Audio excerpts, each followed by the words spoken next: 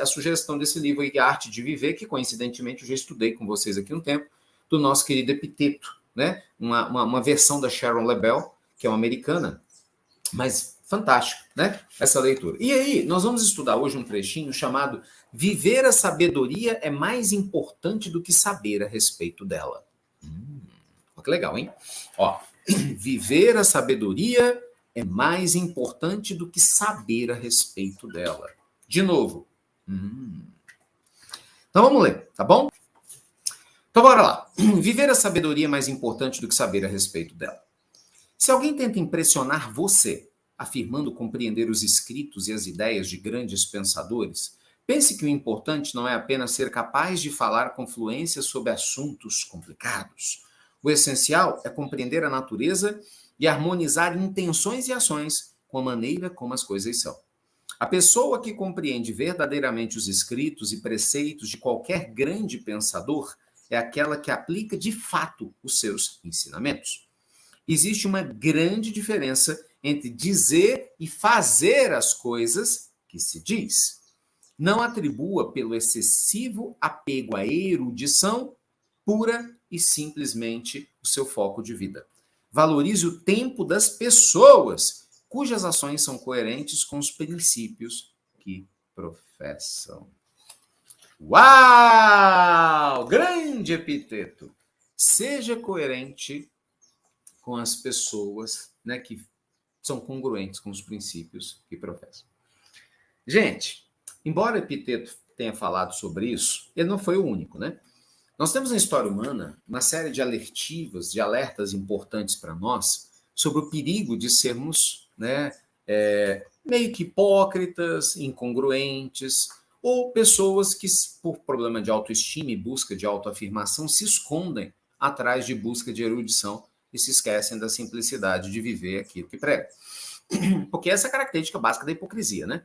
Na hipocrisia eu falo uma coisa e não faço. Você vê que, veja bem, na época de Jesus, os saduceus, os fariseus, né, e diversos outros doutores da lei, independente das denominações das tribos judaicas, eles eram bastante cultos, né, da lei mosaica, conheciam o Antigo Testamento de cor e salteado, mas não viviam.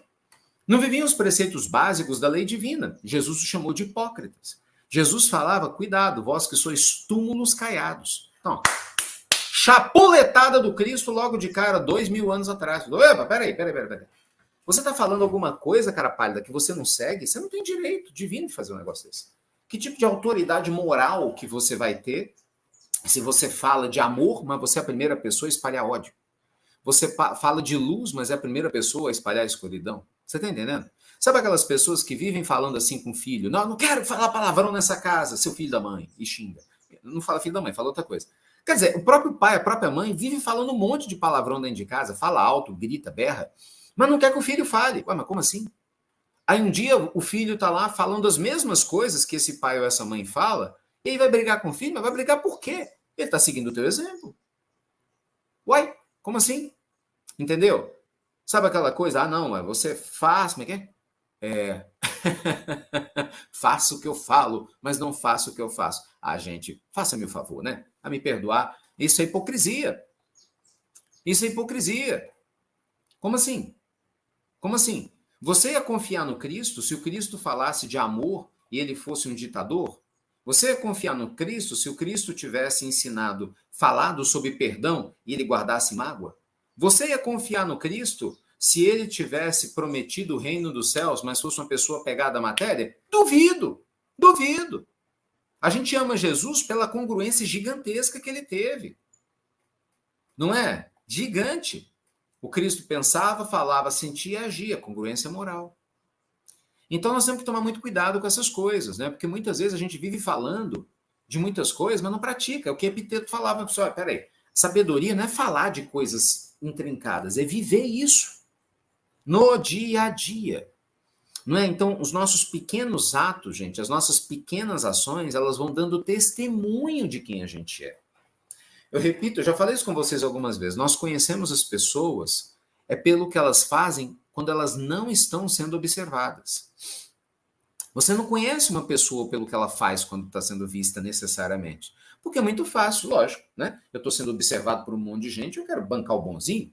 né? Quero que todo mundo veja, nossa, o Ricardo é um cara bacana, o Ricardo é um cara bonzinho. Aí eu começo a fazer um monte de coisas que eu vejo que a sociedade gosta, porque eu quero que as pessoas me aceitem, falem de mim, aquela coisa toda. Então, assim, você não sabe.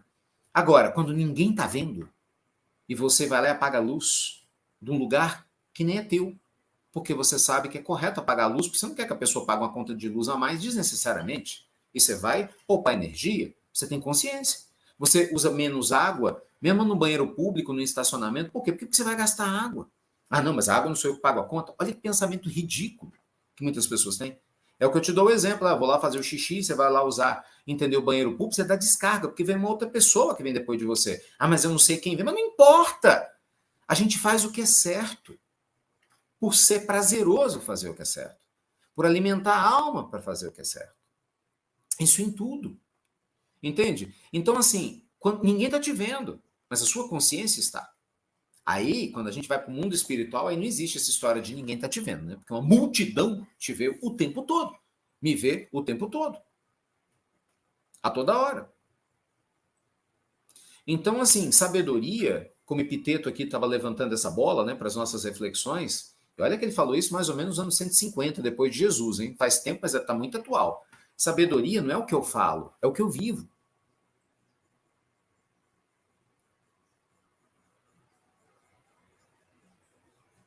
Sabedoria não é o que você fala para os outros, é o que você vive.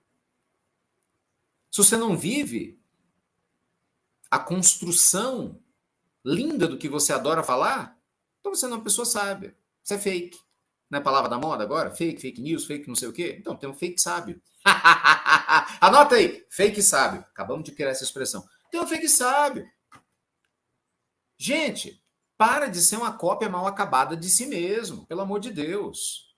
Né? O mundo maior, ele traz para nós uma chapuletada das horas. Pare de ser uma cópia xerox. Lembra da época do xerox, do mimeógrafo? Agora entreguei idade, né? Lembra da cópia xerox? Lembra para trás? Cara, para de ser uma cópia mal acabada. Sabe quando a gente botava aquele o papel o xerox lá para poder xerox não, carbono, papel carbono. Botava papel carbono. Quem é mais antigo sabe o que eu estou falando. Botava papel carbono, escrevia para sair lá embaixo. E às vezes é tudo manchado. É isso. É uma cópia mal acabada do original. Então a maioria de nós é uma cópia mal acabada do seu eu divino, muito mal acabada, diga-se de passagem.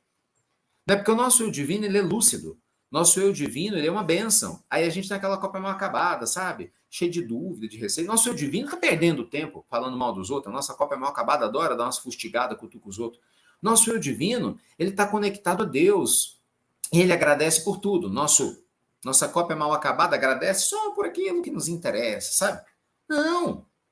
Então, meus amigos queridos, essa congruência que a espiritualidade superior sempre nos trouxe, que esses amigos maravilhosos nos traem, né, nos faz refletir, ela nos convida a sermos melhores a cada dia, porque isso nos cura. Isso nos cura. Lembra disso? Muitas vezes a doença física que tomou conta do corpo está apenas ocupando o espaço de uma doença espiritual prévia que não foi curada. Vamos repetir? Muitas vezes a doença física que está tomando conta desse seu corpo e do meu está ocupando o espaço de uma doença espiritual, emocional, da alma, anímica, da alma, do ser que não foi curado. Então não adianta eu me apegar ao problema de saúde sem cuidar da essência. Eu preciso entender.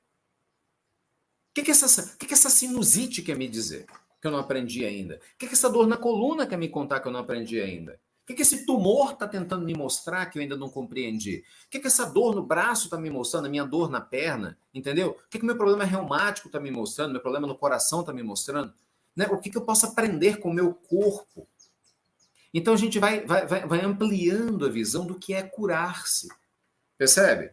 Isso muda tudo. Nós precisamos nos curar. E muitas vezes, gente, esse conhecimento que a gente traz só da boca para fora, mas que a gente tem dificuldade de viver do coração para fora, né? Ele, sabe, faz muito pouco perante o que poderia fazer. Quem está chegando agora, estudando aqui, ó, a arte de viver. Epiteto, um dos 3 grandes filósofos estoicos, esse greco-romano, maravilhoso.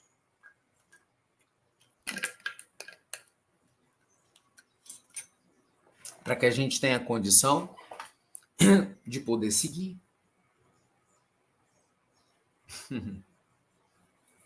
Profundo, né? Tá bom? Então, gente, é isso. É congruência. A palavra mágica é congruência. Lembre-se, as pessoas não fazem aquilo que você fala. Elas se inspiram pelaquilo que você vive. É quem você é que mais influencia quem te rodeia. Então não adianta ficar falando um monte de coisa bonita se o teu comportamento diz o oposto, entendeu? E vice-versa.